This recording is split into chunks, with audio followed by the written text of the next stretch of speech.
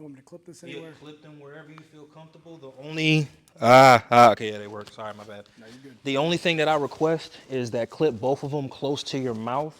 That way the audience can hear you.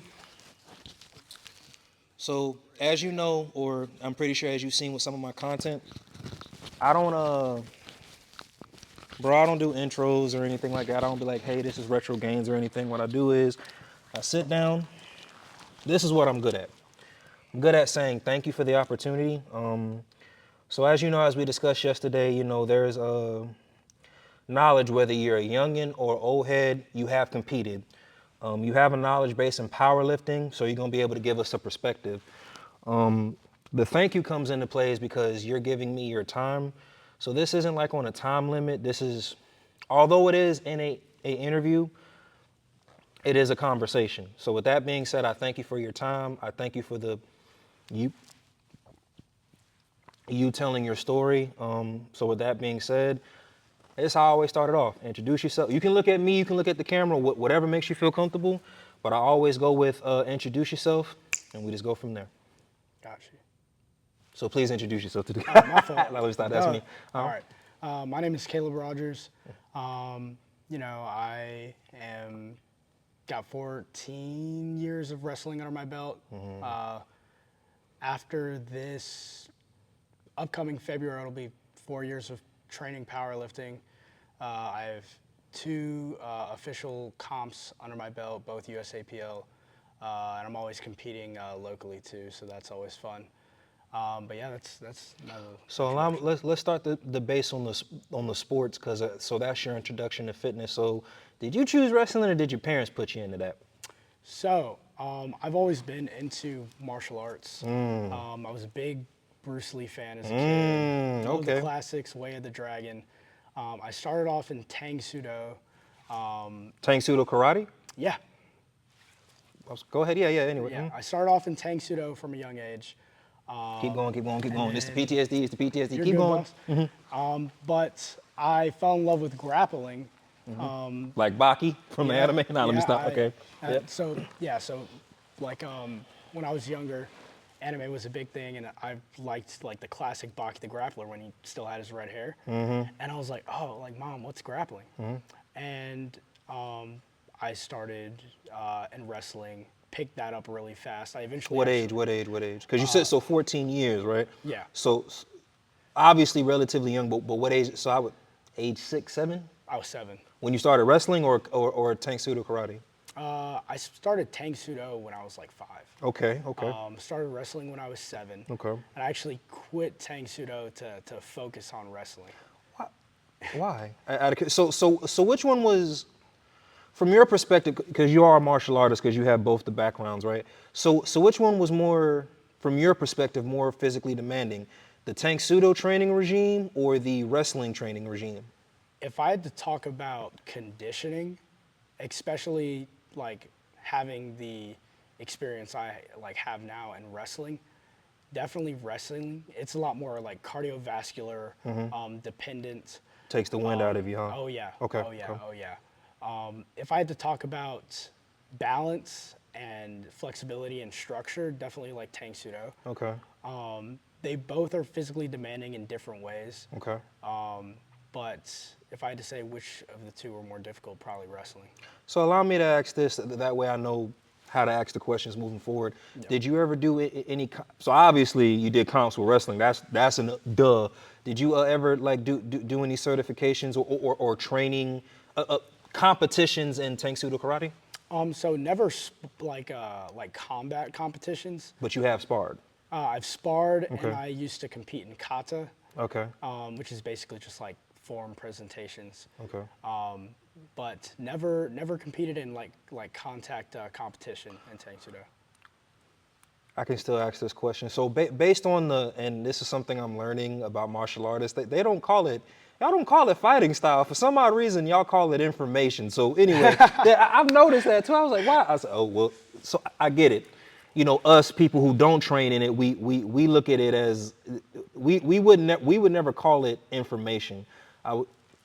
Off topic, but on topic. I was telling somebody that earlier today, like a proficient boxing coach at World's Gym, he called it information. the two jiu-jitsu fighters, shout out to Carolina Performance, Mr. Vinny, really appreciate you allowing me to interview. But he called it information as well. Like Capoeira, Cabo, shout out Cabo, everybody called it information. But anyway, based on the information that you retained in your karate martial arts and your wrestling martial arts, like,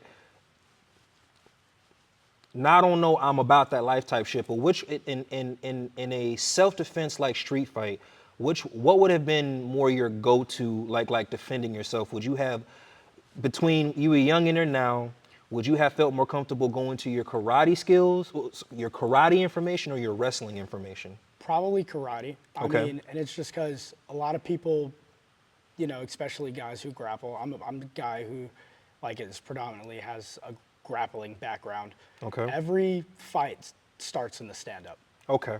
Doesn't like it can go to the ground, but every fight starts in the stand-up. Okay. If you're not comfortable in your stand-up game, you're not gonna be. Doesn't matter how good of a wrestler you are, you're not gonna be good in a fight. Is that perspective or just based on what the knowledge that you have of here? I'm asking, yeah. A little bit of both. Definitely the knowledge I have up here, especially because when it comes to grappling, distance management is a big thing. Okay. If you the biggest thing we say in wrestling, there are 2 points of contacts you have to clear. First is the hands, next are the legs. If you can't clear the hands, especially because this is not even talking about wrestling anymore, like a fight. If you can't get past the hands, let's say a guy's keeping you back with a jab, how are you going to take him down? So allow me to ask this, right? So what perspective were you introduced to when you fully committed from karate to wrestling? Like what world were you brought into? Does that make sense? Yeah. Okay, yeah. So this might have been a very like juvenile choice, but I realized in my mind, I didn't even think about doing both because I realized I was really good at wrestling. Okay. And I was kind of mediocre at Tang Sudo, like I was okay. But I picked up wrestling really fast. Okay. And so I think around 7th grade is when I decided to drop Tang Sudo and commit fully. So just an assessment, so it was natural for you to lean towards what you were most proficient at. Yeah. Okay, say less. So regardless if it was in training regime or on the mat or regular, as a martial artist, going up against an opponent, did you ever find yourself getting the jitters? And if you did, when did they stop for you? I've asked every martial artist question. That is a good question. I definitely got the jitters. I don't think they ever stopped. I don't think they ever should stop. I feel like if you're not anxious going into a match, you got to start questioning if you care about it. I'm serious. So let me guess, if you slam them, you think they're a joke. Shout out to Xavier. I'm sorry. I'm so sorry. Yeah. No, you're good. You're good. And I don't mean like in the best way possible. I don't know, like, I'm not talking about like being like piss yourself scared, but there's always going to be that adrenaline going. You're going to be normal for your hands to shake pre-match, you know, thinking about like, oh, you know, is my opponent tough? So those pre-match jitters, I think that's a normal thing to have. No matter how good you are. Yeah, because that means you care. And one thing that my coach used to say, shout out to Coach Sig, I hate you sometimes, but fight like it's your last match ever. Okay. So allow me to ask this, like, is there ever, and you probably kind of did answer it, but just asking a question format, is there ever a time where a martial artist doesn't get the jitters? I'd say it depends on the person, but I'd say there are either 2 reasons why someone wouldn't get the jitters. Okay. They're just there going through the motions. Okay. And they don't care. Okay. Or they are completely and utterly confident that whoever they're going up They're against. confident in their skill. Yeah. Okay. They're confident whoever they're going up against is someone they can basically manhandle. And I've had kind of matches like that. Where you just knew, okay, yeah, lightweight. Yeah, yeah, but, especially when it comes to like duels. A lot of duels are local, and a duel is just like two teams. So I've seen some of these guys. I've wrestled with them before. They're a guy I know I can beat. The jitters aren't really there, but again, I still go in there cautious. I still go in there ready to put 100% into it. do you think it's hard for people to separate anxiousness and fear as far as that feeling? Because it's the only reason I ask what little background I have. I'm scared. It's just straight fear. And I know obviously it takes practice, but do you think that people don't ever separate anxiousness and fear because they feel the same when you get that, whether it's a burning sensation or a rush or whatever, the adrenaline? Do you think people can get so proficient that they know when to that, okay, this is anxiousness, like I'm ready, or motherfucker over, or might want a bad back? Do you think it's hard for people to separate the two? I'd say it definitely is, especially in the moment. Like let's say if you're in the ring or on the mat in the moment, right before you shake hands, there's always going to be like that little like second guess. But what I like to think is you're obviously not scared enough not to do it. You're already here, Okay. so put in the work. Say less, say less. So before I got one key question for you, and then we're gonna move over to the powerlifting. Okay. That's why we here, everyone. But now let me stop. So as a martial artist, right? With the training that you do have, what are some of the biggest misconceptions people may have about, I would say wrestling, but just martial arts in general, from your perspective? People think that martial artists are always looking for a fight. Like they think, Okay. oh, just because we've trained, we've learned these skills that we're always looking for a fight. And I think the biggest thing I've heard, because I like to talk about wrestling all the time. I could talk about wrestling forever. The biggest thing I've heard, especially meeting people like in college, which is weird because that's not where you'd think you'd hear this, and like all that wrestling ain't gonna stop a switch. I'm like, whoa, buddy. I didn't. Pow! I didn't Now say let me anything about that. Yeah. And then they think like, oh, just because I know how to do this, I think I'm the toughest man on the planet. I'm like, no, dude. Like, my family owns guns too. If I'm going to protect myself or my family, my first course of action isn't to try to hit a double leg takedown on you. I'm gonna pull on you. So let's. It's either my life or your life, huh? Yeah. Who's your favorite WWE wrestler? Oh man. You know, it's a two-part. It's a Kane. two-part. Kane? Kane. Like all time, all okay. So that current. We got to do current. I'm sorry, we just got to. Current. I haven't been keeping up with the WWE. Me, the only reason I've been keeping up with Roman Reigns because he's related to The Rock. But anyway, Oh yeah. Probably Rhea Ripley. She's hot. she tall as fuck. Let me stop. Let me stop. Thank you for giving us that myself and my audience that little tidbit on your perspective. Again, we are here to talk about powerlifting, and I know you got some extensive knowledge on that for someone so young. The reason why I wanted to touch on that, so I've been interviewing other martial artists, and I've been learning how to ask the right questions when it comes to combat. So that's why I always want to get a warrior in my head. But that's why I always want to ask these warriors, like, hey, what's your perspective on combat? You've trained in it, and you didn't train. I'm pretty sure at one point in time you could have quit doing it, but there was something you liked about it and you kept doing it. So that's why I wanted to bring a perspective. Like I said, with the martial artists that I have brought on this channel, they've given some really interesting perspectives and insights. So thank you for yours as far as a martial artist. Now on to the powerlifting. So what got you? Was it an influencer? Was it YouTube? Was it Instagram?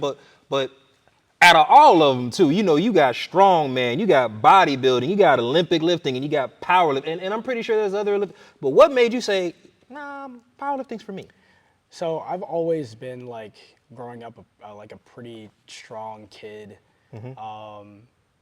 Genetically gifted, or it runs in the family? Like, yeah. I want to say some of it is genetics. I don't want to obviously push my hard work aside, but a lot of people in my family, especially on my mom's side, are like the short and stocky, kind of burly kind of build, and so I got that kind of blessing in a sense. But in high school, you know, I So wrestled. you were introduced to powerlifting in high school?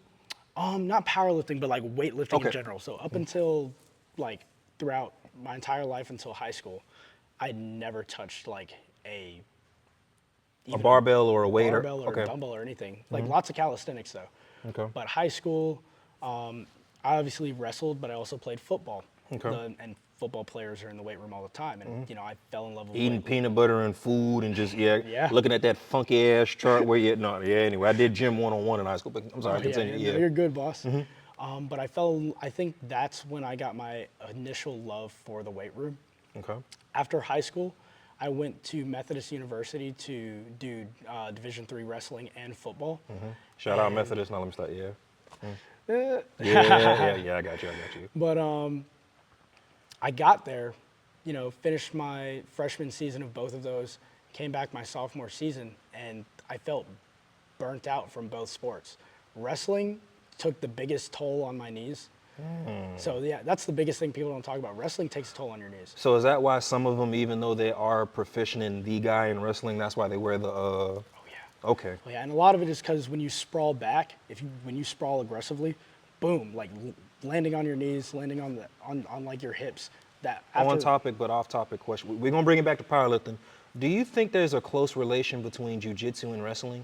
Yes, and Okay. I do think both of them translate over really well. Okay. If a high level jiu-jitsu guy goes onto an open mat in wrestling, I think he's going to do really well because their ground game, especially after a takedown, is probably going to be the best there. Same thing with wrestlers; they go over to a jiu-jitsu mat. Let's say it's non-submission. Let's say it's points only. Their takedowns are going to be the best there. Okay. So both translate over really well. Say less. Anyway, so training regime, I apologize. Wrestling, football, in the weight room. So you were saying that Oh, yeah. into the journey into powerlifting. So my sophomore year, wrestling had taken a heavy toll on my knees. Football, it wasn't my, I didn't love it like I did wrestling. So it was kind of just You lost there. the passion for it. Oh yeah. Okay. Very quickly. Then, You can take a hit though, obviously. If Yeah. you, that's that. You gotta have. You can't be soft in those sports. But I'm sorry. Continue. Yeah. But I realized it was really weird. I was like, oh, it's like the only thing I really enjoy waking up for is like the morning lifts. Okay. And I was like, oh. Oh, you're a morning lifter. man. Oh, okay. Now I'm studying. not. But when it comes, because, you know, classes and stuff like that, what college teams will try to do is like fit their lifts in the morning so practices can be in the evening. Okay. Got you. And both teams did that because wrestling's winter, football is fall. So, Got you. but I started like I quit and I just started lifting weights. And Really good escape though too, lifting all that weight, whether it was a squat, a bench press, or a deadlift. Oh, yeah. Like watching your progression probably was. But anyway. oh yeah, From one lifter to another, we know our own little world we live in. But I apologize. You were Oh, yeah. saying? No, you're good, man. And so after I quit, I was just lifting. And then I met a man who is the strength and conditioning coach for the lacrosse team at Methodist. Okay. And he works out at my campus gym all the time. His name is Michael DeWitt. And he saw me benching. What number? What was the numbers? It was my bench was only 315 at the time. But he took a notice. Yeah, So yeah, how yeah. old are you right now? I was 19 going You were on. so but you're 20, right? Yeah, I was 8. Yeah. So you don't see too many, and again on topic but off topic. I think the thing whether it's lifting or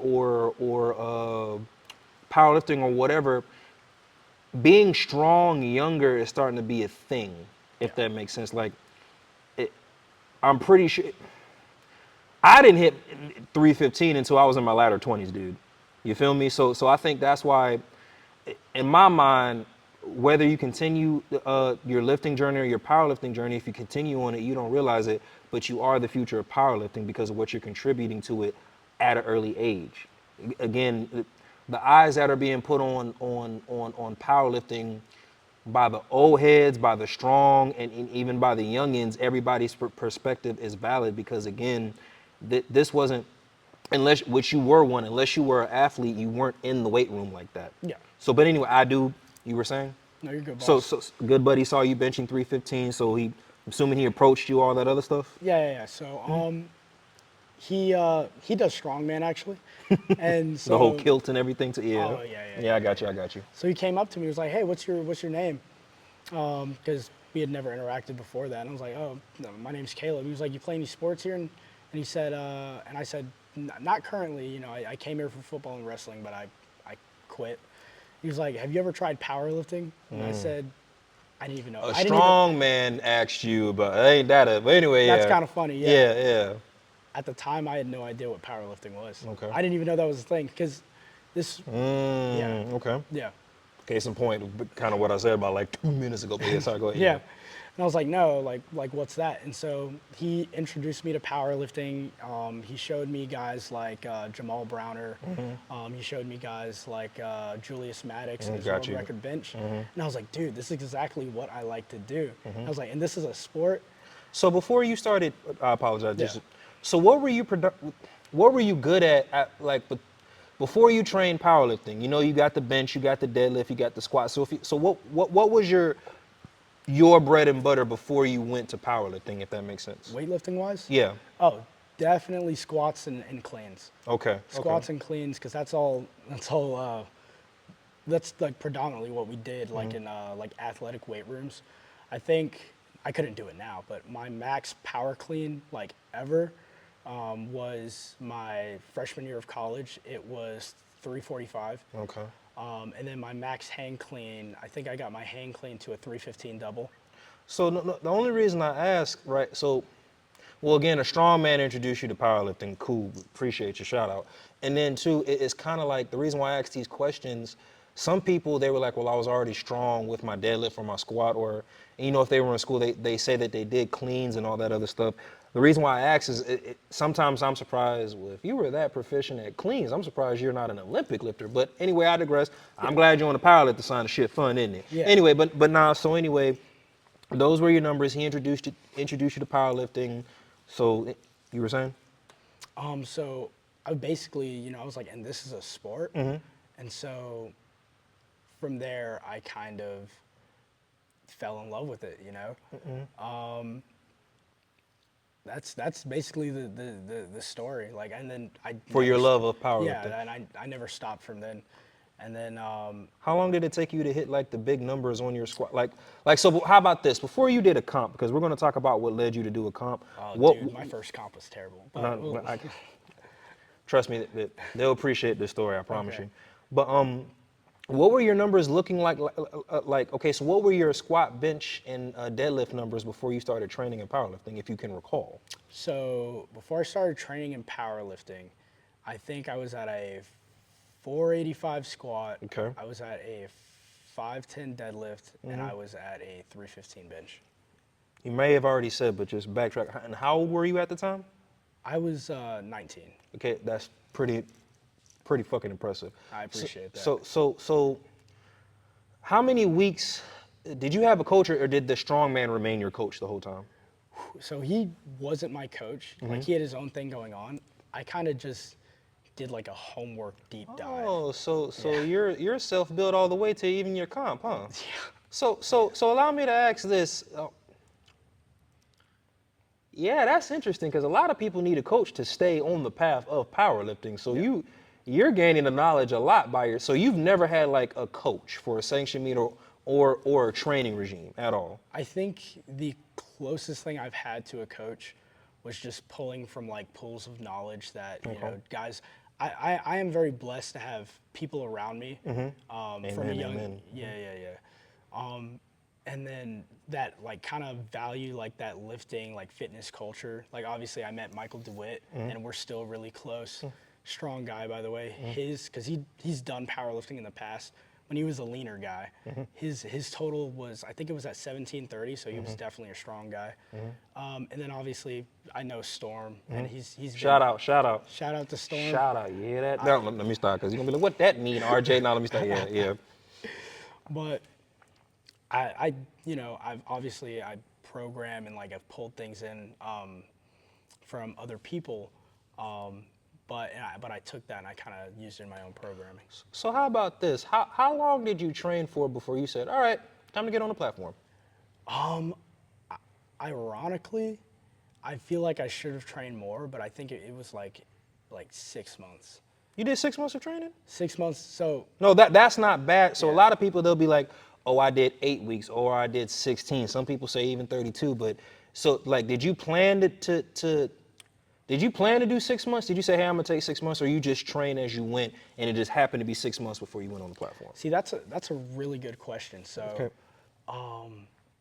at the time, I was just working out, Okay. and then I was getting really good strength gains. Okay. And my friend Jay, he goes to UNCG. I think you met him. Okay. He's like, dude, like you're getting really strong. Why don't you go ahead and compete? Okay. So he planted that seed already. Yeah. And Okay. I was like, that's a good question. And he was like, yeah, dude, like just Keep it going. Keep it going. It's the PTSD. It's the good. fear. And so he said, just try it once, see how you like it. And I was like, okay, I'll think about it. So at the time, I wasn't fully sold. Then I went with Storm to watch him compete. I think I went to his first meet. There's actually a post on I think it's the first post that I have up on my Instagram. Like if you scroll all the way down, you can see me like there with him, and I'm in the back smiling. I'm surrounded by like big dudes. I'm like this little short kid. Wait. You said Storm Sports Meet? Yeah, You were there for that? yeah. Hold on. No. I was there for that. Really? There's no way. Bro, his Storm's very first meet. You're good. But Storm's Okay, very okay. first meet? Yeah, Yeah, I wore the. Did you come towards the back end? we were towards the back. Did you ever meet Hayden? Yeah, that's what I'm saying, bro. I was You there. were there, dude. How did I not meet you sooner? No, we probably don't remember. So how long was that meet? Because that was the one that was like out of town, like close to Raleigh or whatever. I was there, Ian was there, Kim was there, Storm's handler was there, big buff motherfucker. But yeah. So there. Well, everything happened for a reason. If you don't remember me, that's because I don't remember you. It's just I know, because he had wanted us to wear the Akatsuki shirts if we could. So Yeah, me and Hayden showed up later. I think we showed up at the latter half of bench. I stayed for the whole thing, but yeah, I'm sorry.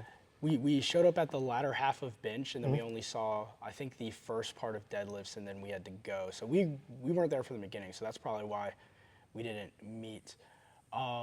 But after seeing the energy there, and also I was backtracking. I was also like really quiet. I was kind of just looking at everything, like, oh, this place is really cool. Like, look at all these big dudes, like just But watching, I'm asking because I was technical issue fixing. See, y'all is the PTSD, y'all. Anyway, but seeing that right there also sparked something in you to want to compete as well? Yeah, that was probably the, how do they say it? The straw that broke the camel's back. Say less. So I was kind of like, after Just keep going. It's the PTSD again. After what my friend Jay said, and after seeing Storm compete, I was like, okay, I'll give this a shot.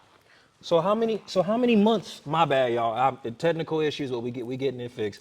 He's holding his bearing really, really well. He's a real one. Make sure y'all follow him. But now, anyway, so how long after that meet did you decide to get on the platform? So after that, I think it may have been 2 to 3 months. Okay. So like after that meet, 2 to 3 months, I was like, okay, I'm gonna compete. So with that being said, like so did you hit any plateaus or obstacles in your training regime before you got on that platform? And the only reason I ask is because, again, like we need, I've been to a bunch. I've supported as many people as I could, and only reason because for not only Fayetteville, but for North Carolina, I want to be that good representation, and I also want to reflect us really, really well. When I mean us, the powerlifters and the powerlifting community. So I'm gonna go out and support and gain knowledge and watch. So the only reason I ask, like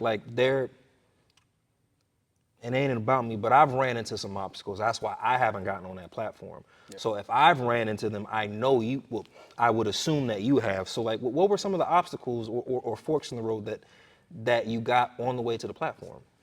So definitely training style. I started, because I told myself like, okay, I'm gonna commit to this. I had to. I've never stopped training like touch and go bench. I still think it's a fun thing to do, but I don't do it as much. I had to really learn that pause and that no motion off the Was chest. that hard? Oh yeah, oh When I yeah. went- when It's I it's an went- entirely different animal. Man, that pause, you're right, because what was it? And then, too, so you know, don't be like me, I'll be better. But you know, I do the suicide grip. Yeah. You know, but what was it? That touch and go, that rack, press, no, sorry, rack, then they say go, press up, and then re-rack.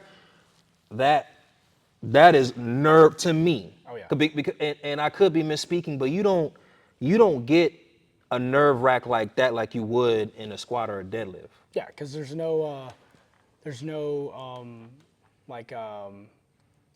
like press command on squat.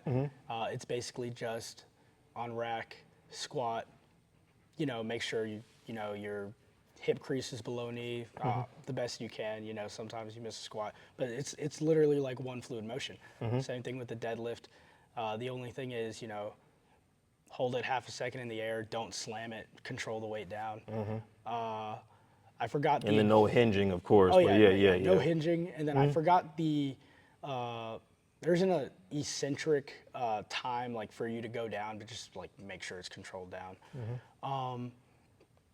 But yeah, so my biggest obstacle definitely probably was the mechanics Of bench pressing? of bench. Yeah.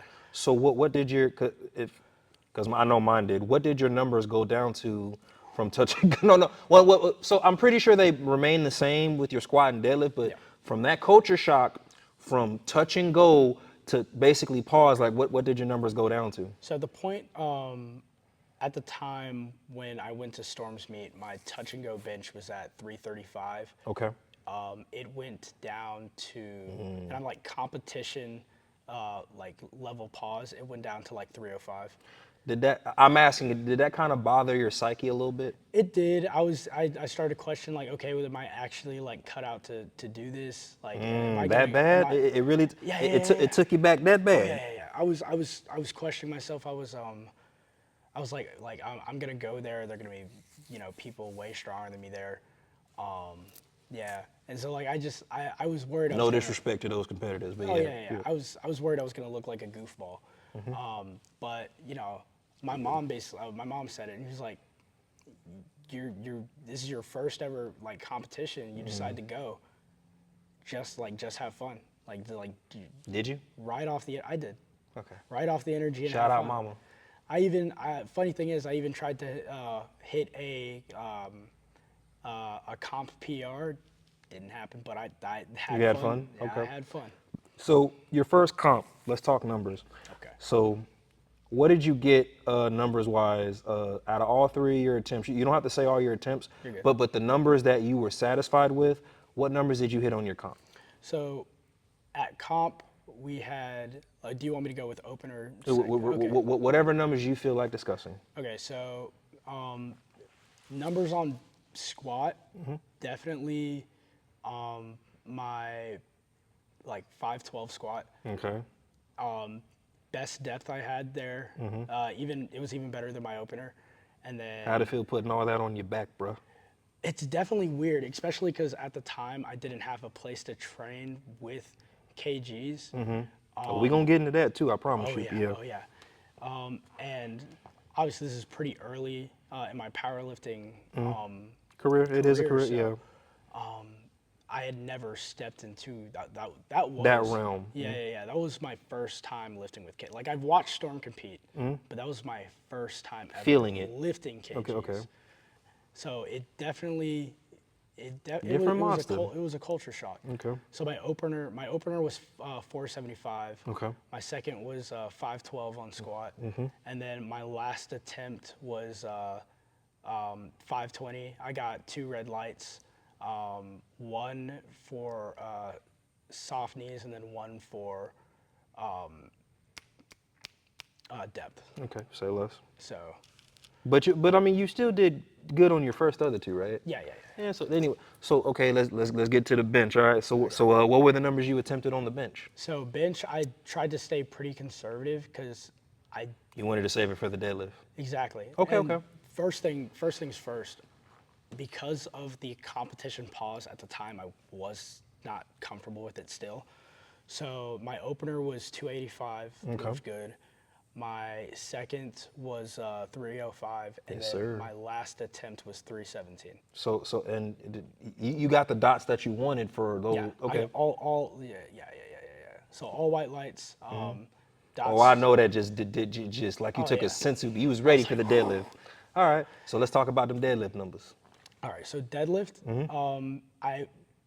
What a lot of people don't talk about too is the time you have to wait. So if you want to compete, take into mind, like, do anything you can do to stay warm. Stay warm, because you will be there a All day. while. And if you're cold, Bad day. bad day. Bring Okay. snacks, bring all kinds of stuff. Would you recommend that you take pre-workout in the beginning or towards the end of the comp? Definitely not the beginning, especially. No, Yeah. bro, speak your true shit. They need to hear this. Especially because of like the crash on a lot of them. By the time you get, I'd say even by the time you get to bench, you're gonna be tired. Like you're So slow sips around bench time or no? I'd even say, so what I did, and this is skipping a little bit. So like for my second comp, what I did is I saved the pre-workout for like middle of bench towards deadlifts. Okay. And what I did is I took a caffeine pill when I got there. Ooh, that would be the. Took a caffeine pill when I got there, and I still do this now. I carry a bottle of honey with me. Honey pack with the Hennessy, y'all. Now let me stop. I'm sorry. Go ahead. It works. Those quick complex sugars. Now it's not going to do what pre-workout does, but it's going to give you like a little extra boost. Definitely going to get that glycogen in your blood system. And it's needed at the end of the day. So I promise you we're gonna get to the second one because there was a knowledge that you got from your first and a level of accomplishment. I know. So what were the deadlift numbers? So did you say what your opener was? No, I didn't say. So Yeah. my opener on deadlifts was 505. Keep it going. It's the PTSD. You're good. My second attempt was 525, and my last attempt was 545. Damn. Were you 19 still at the time? I was 19. Oh my God. So anyway, did you? If you don't mind me asking, weight class and so 19 and how much did you weigh at the time? So I was competing at 103 kgs. So the only reason I asked, did you set a record at least within your age bracket and your weight or no? So in my weight, I got a deadlift record. How did that make you feel? That Nobody felt- could tell you shit that day, I'd imagine. That felt pretty good, especially after, because I was going into bench, especially I was still in my head about bombing that last squat. So I was kind of, but yeah, so definitely felt good. It was a different experience.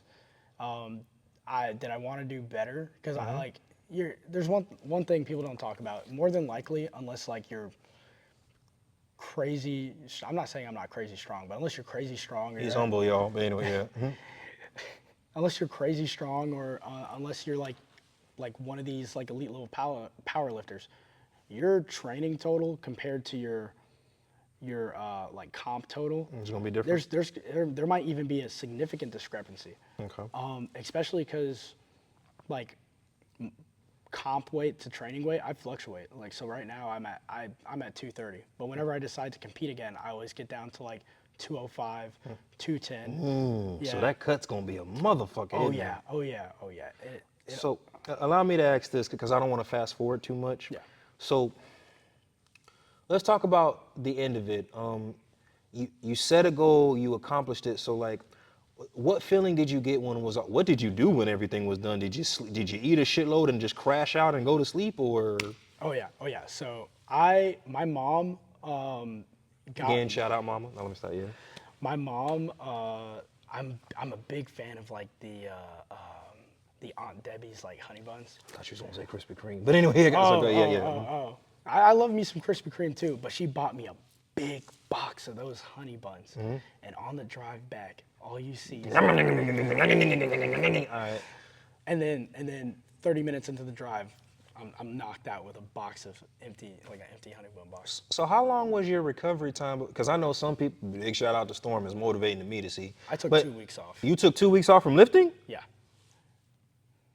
Damn. So, well, no. So, how about that? So you're done with the comp. You had the honey buns too.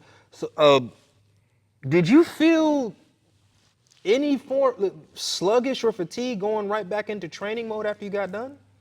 I do, but so what I always do, especially after taking 2 weeks off, I always start back. So I've always, even then, because I'd collected a good bit of knowledge, I've always trained off percentage.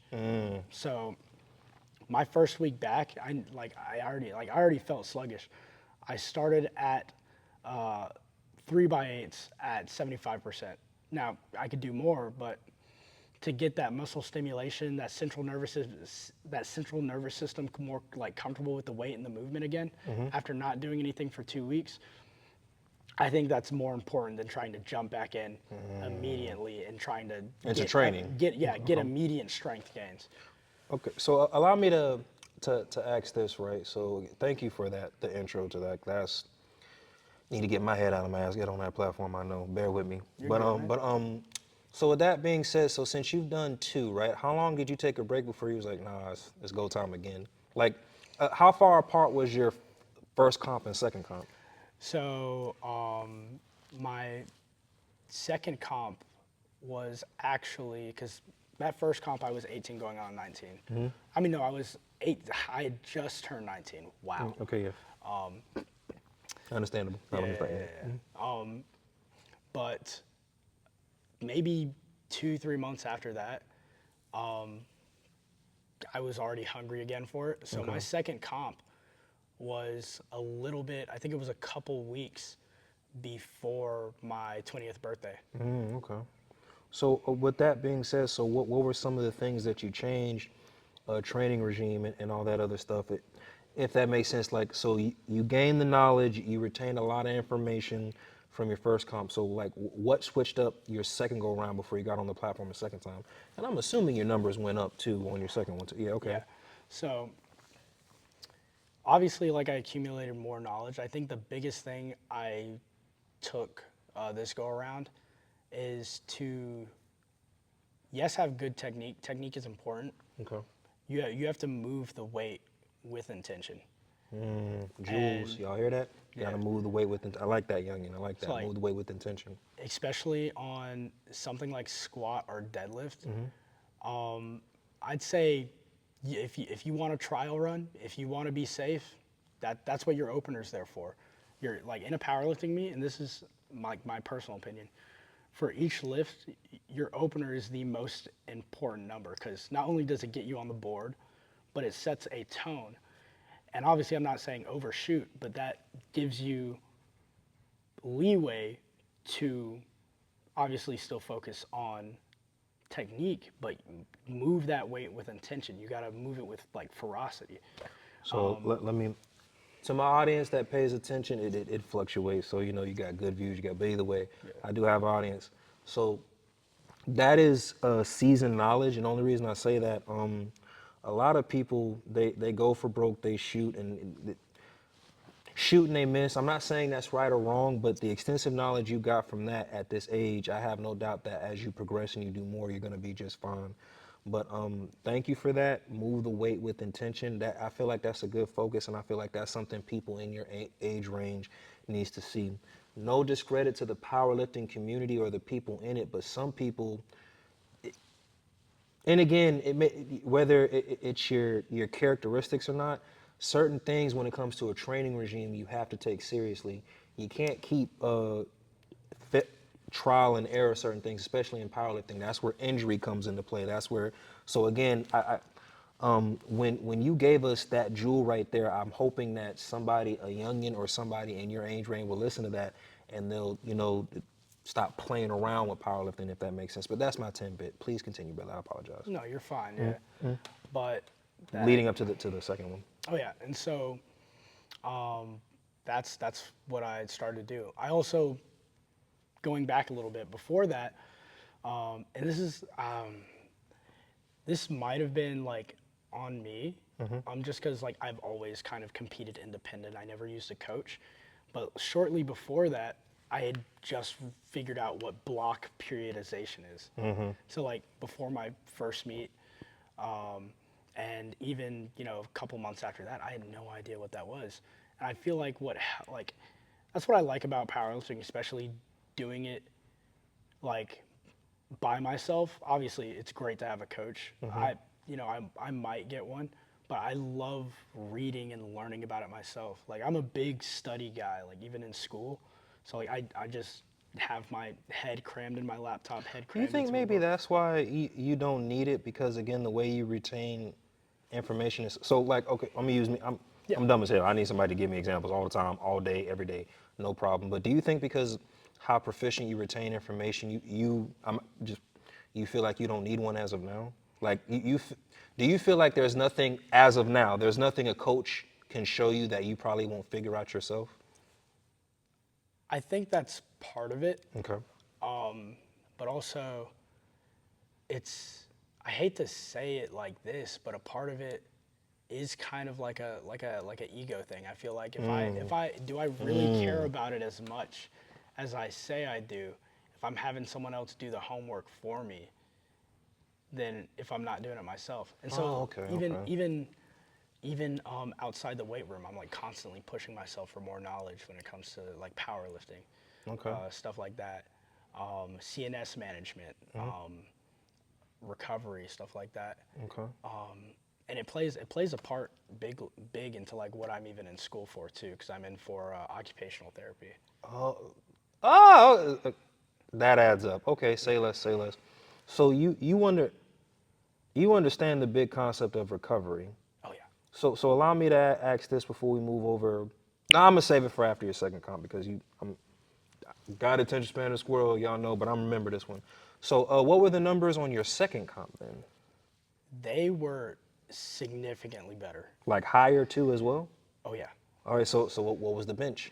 Bench was 355. Oh, opener or total? Oh no, not opener, not Okay, okay, opener, not okay, okay. opener. Wow. Yeah. That would have been damn. That Yeah. might have been questionable. You might need to test me. Oh, see, we got it. So 355. Okay, what was the squat? Squat was 545. 545. So you're already over at that. What was the deadlift? Deadlift was 575. Oh my bad back. Anyway, so so, so after you hit those numbers your second time, what was the feelings the second go round? It was like a full circle moment because Because you were more satisfied with these numbers. oh yeah, not only was I more satisfied with those numbers, but it felt like everything I worked on to get better at, I got better at. So 317 to 355. 32 something pounds. That's a big. Y'all know I ain't good at math. So all right. So second one you're working on. You said February, right? Yeah. Please allow me to come out and support. I'll bring donuts and everything. So with the knowledge that you have now, so training in powerlifting, do you feel like, because powerlifting has been around for a while. Yeah. Now social media has made it, but that's my perspective. Because again, I've talked to the top dogs of powerlifting and everything like that. So with that being said, do you feel like because powerlifting in general is getting more eyes on it, do you feel like people are prone to injury training in powerlifting versus before? Because again, powerlifting has been around for a while, but again, you do have positive and negative social media influencers. So with that being said, all the knowledge that's out there, your personal experience, based on that, do you feel like people are more prone to injury in powerlifting than any other weightlifting sport, or is it just like no, the prone to injury, if you mistrain, you're gonna get hurt? So that's a really good question. Obviously, I don't have an exact number on it, but I don't think there is a huge discrepancy in between like how often someone gets hurt in powerlifting compared to, let's say, something like Olympic weightlifting. I Oh feel yeah, you threw that key and tweak it's over, but oh yeah, yeah. oh yeah. I think it's the reason why it probably seems that way is because how mainstream it is now, and Okay. so I'm gonna use like a really out there example. You see kids like playing with toy swords and one of them pokes each other in the eye, and they're like toy ninja swords. If ninjas never became mainstream, they wouldn't have any toy ninja swords. Okay. So it's like something. If something gets mainstream, there's going to be a lot more examples of something like bad happening around it because so many people are doing it. And then when it comes to getting injured, obviously freak accidents happen, but that's why like, and I know I sound so like old when I say this, but no matter how strong you are, going off of proper programming is key. Like, And you understand that without a coach, so that's yeah, could be. Mm-hmm. yeah. So like, if let's say if I have a 5x8 at 70%, that better be dang well all I do, because that's what You can cuss on here if you want to, by the way. But anyway, yeah. I didn't know. So No. I was Go trying to ahead, be man. I'm careful. not monetized. I ain't Okay. getting monetized. If you say damn well, then let me start. Yeah, go ahead. Yeah. But and it's because like I know lifting heavy. Like I love to lift heavy. It's an ego thing. We can all be honest. Lifting heavy is fun. Makes you feel good. Makes you feel like big man. But would you like strength isn't built off of those like RPE 9 1 rep like max exertions. RPE 10. It's built off of muscle recognition, repetition, and then CNS based percentage. And you understand all this. That is fucking phenomenal, dude. But anyway, I yeah. appreciate that, man. So allow me to ask this, right? And I know I'm everywhere with this, but I'll bring it full circle and make it make sense. So another question I want to ask, right? Do you feel like it's easy to put misinformation out there? And okay, how about not powerlifting, but in the realm of fitness in general? Oh yeah, oh Okay. yeah. Like because especially I'm a not exactly lifting centric, but look at fad diets. Oh boy, I mean, take this pill and you look. I'm sorry, let me. yeah, exactly, Okay, yeah. exactly. It's because people always want like an easy out, an easy fix. You know, even I've fallen victim to it when I was younger. Like, oh, you know, do this push-up routine 5 times a day, and you'll have big chest. Like, you know, and especially like people who don't know what they're doing, or like younger people are especially susceptible to that. Young-minded and don't know no better. Oh yeah, and then when something gets popular, you're going to hear so many different like opinions and ways to put it that you're not gonna exactly like know. And that's what I hate about something going mainstream before someone's educated on it, because it's so hard to find like what is like the right information, or even finding what works for you. Okay. Like my buddy Jay, who was in here yesterday, he trains off of the RPE. He Okay. trains off of like how something feels for a CNS. I'm a percentage guy, Okay. and it works for each of us. But it's two different styles of training. So even finding what works for you, and you know, you like just starting, you might not even know what RPE means, or like, oh, like how do I measure percentages to how many reps or sets I should do? And you know, and you look that up online, you're going to be seeing so many different things. You're going to see people say you should do 90% of your 1 rep max for a 3x3, or 95% for a 3x3, and that's going to be the only way that you can put weight onto your bench. I'm like, no, that's not true. That's definitely not something you should do every week. Oh Lord, got you. Okay.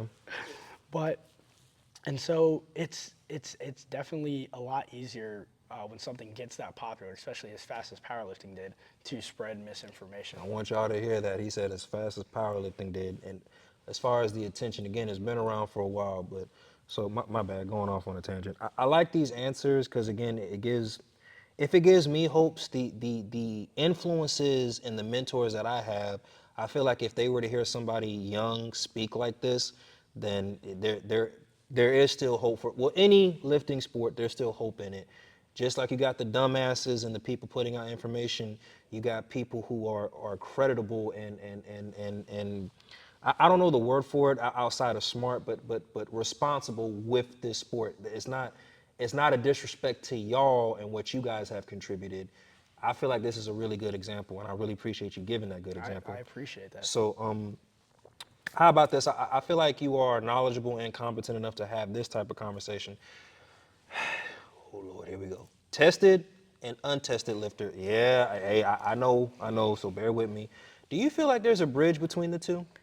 I definitely do. Okay. And why?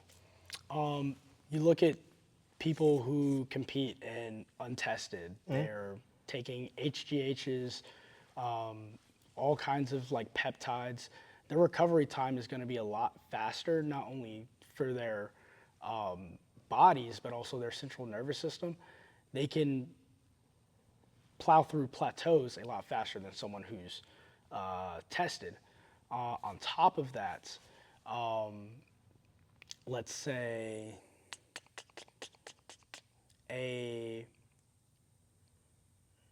both of these athletes get injured. Okay, that tested lifter definitely going to have a longer recovery, because even like, let's say he's still like in comp prep. Let's say it's like nothing serious. Let's say he like had a minor strain in his lat, can't bench or deadlift for a couple days. His recovery time is still going to be exponentially longer than someone who competes in untested, because they can still take these things like healing peptides. They can take these human Sensu bean. No, let me start. Yeah.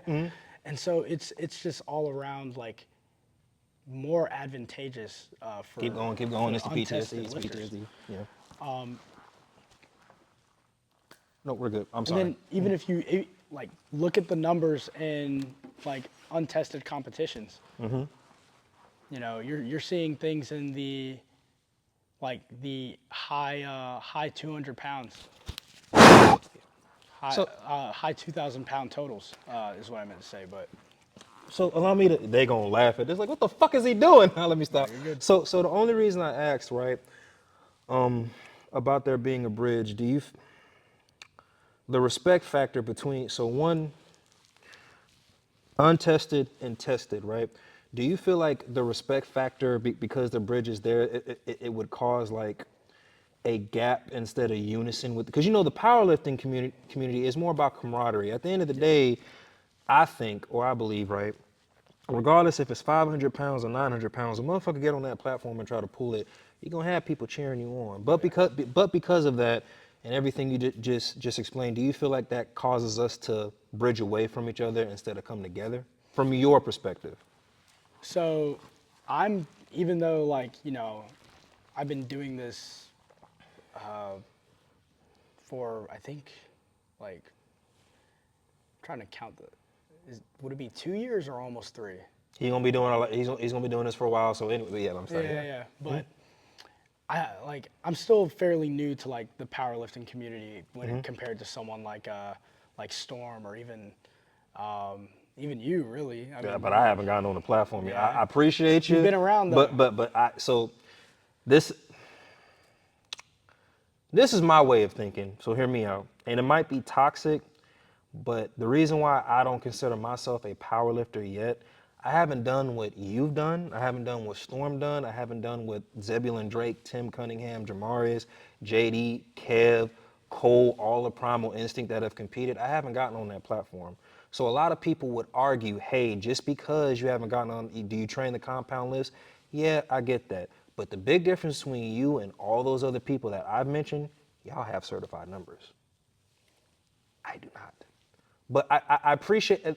I say yes, I have a knowledge base, but until I get on that platform, my knowledge base is not creditable until I have creditable numbers. But bringing it back to the question I asked, so the reason why I asked that, and I feel like you just need to get more experience, so maybe, no disrespect, maybe I asked that and you're still unexperienced, but you still have a knowledge base and a lot more experience than myself. Yeah. Why? Because you have been on that platform. You've been around the best of them. You've been around people that are on something, and you've been, and no disrespect, and you've been around people that aren't on anything. Yeah.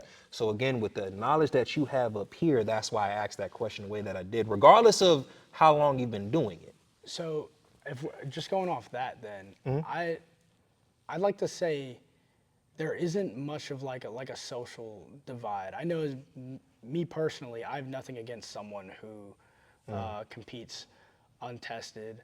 You know, some of my favorite like powerlifting influencers are untested, and then some of them are like tested. Like I think my favorite right now that's tested is Jonathan Keiko in 90 kgs. Animal. Say less, say less.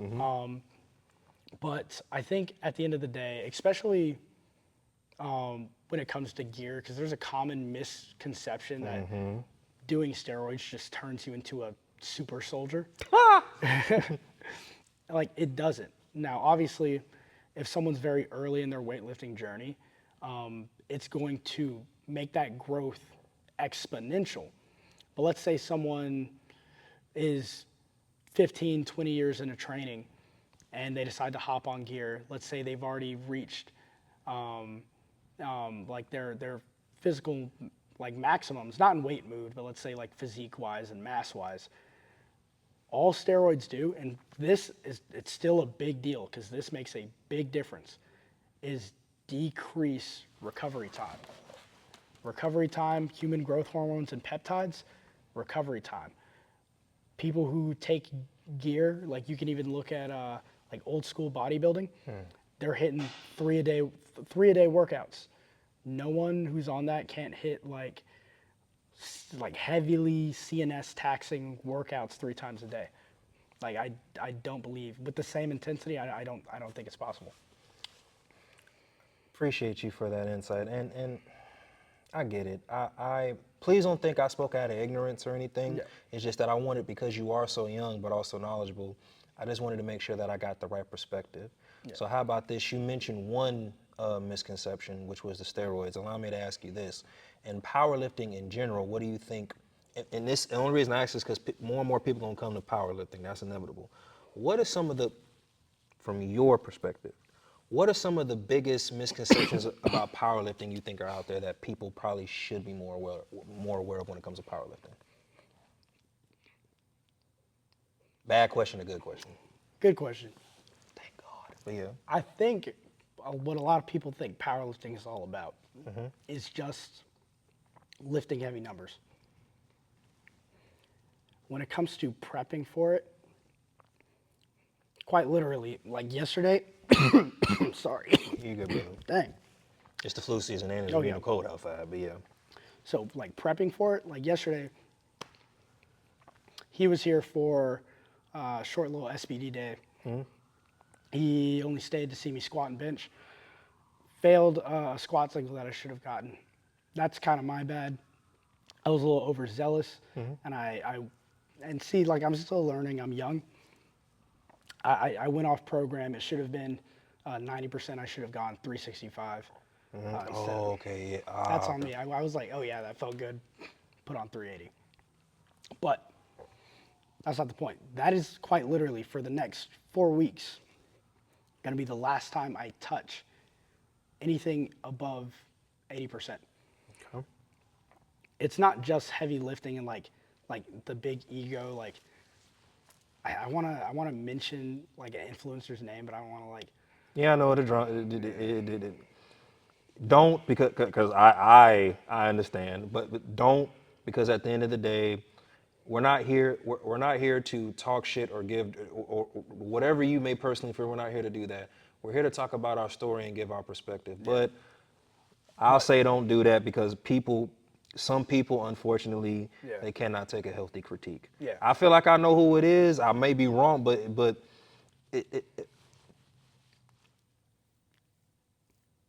for that purpose, don't even mention. Just we'll skip past that. Yeah. Okay. But it's not just heavy lifting. It's technique work. It's flexibility training. That's a lot. A lot of people don't realize how to be a good power lifter, how flexible you actually have to get.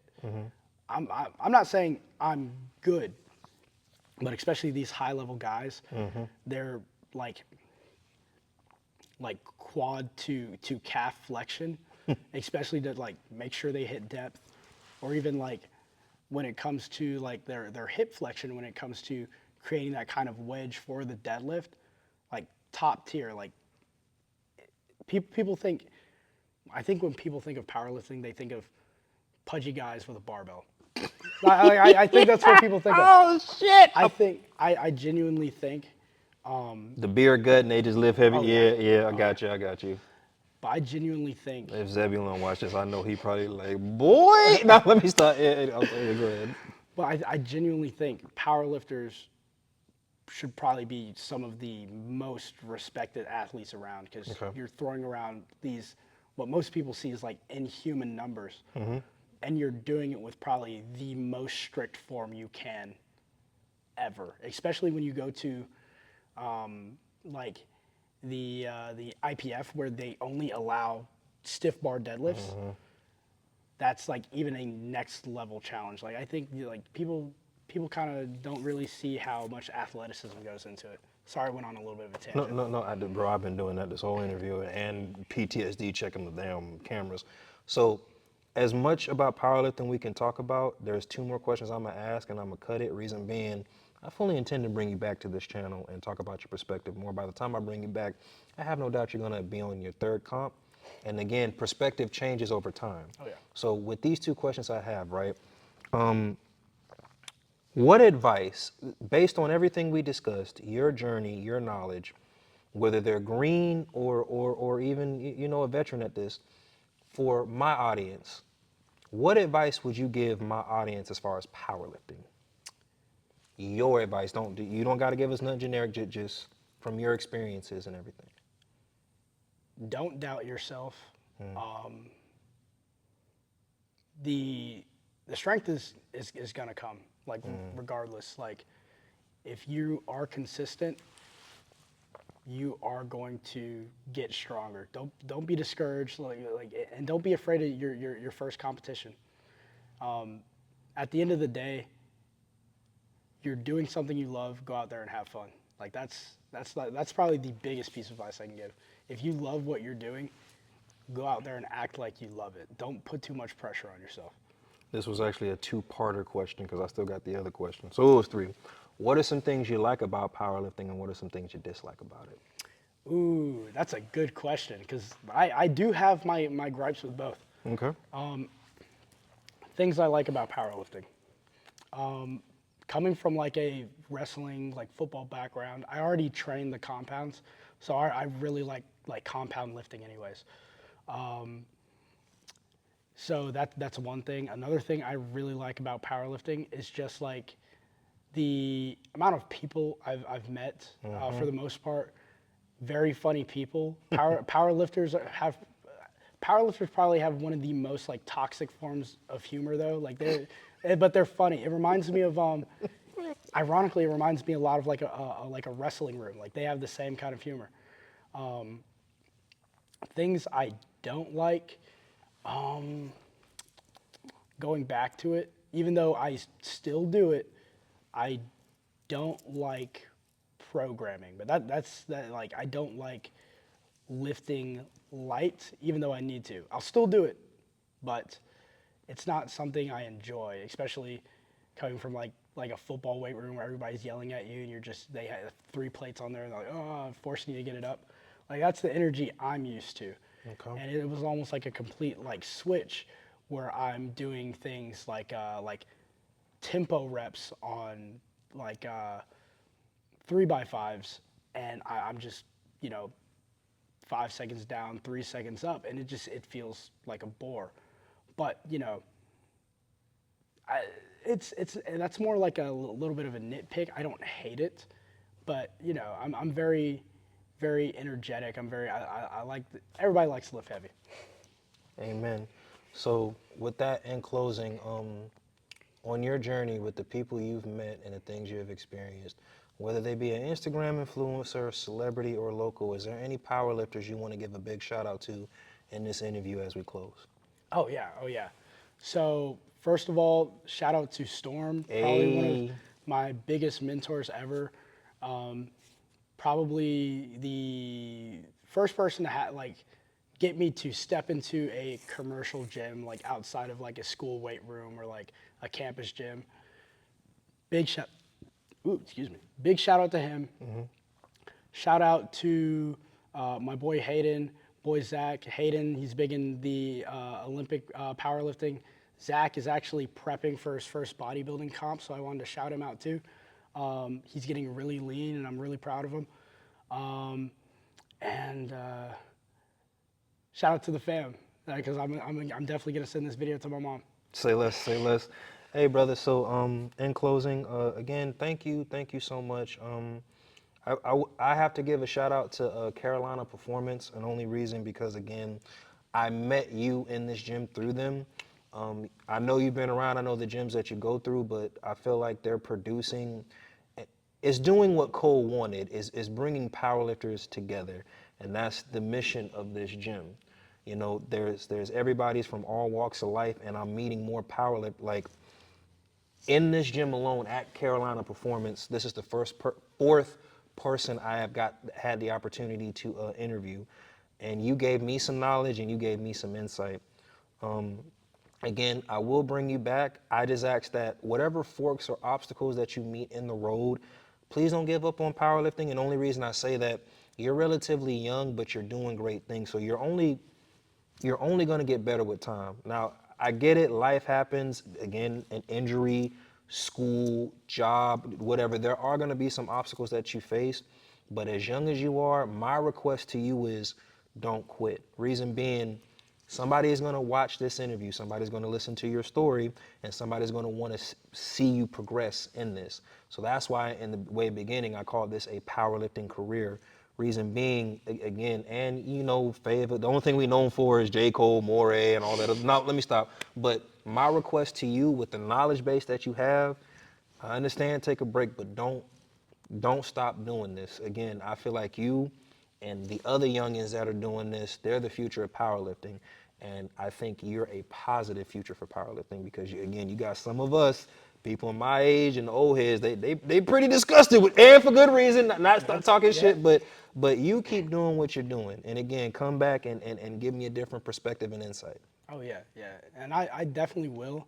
This definitely is something I've fallen in love with. It's not something that I even think if someone cut off my leg, I'd still find a way to get up on that platform. I'd still find a way to get in the gym. I'm sure they have Prosthetic legs, where tracking. Yeah. But this definitely has become a love of mine, and I don't see myself ever stopping. And who knows? Even down the line when I'm older, I might even coach. Hey man, you got the knowledge base. Again, brother, allow me to thank you again. Thank you so much for coming to my platform. It was a pleasure. Blessings. And we are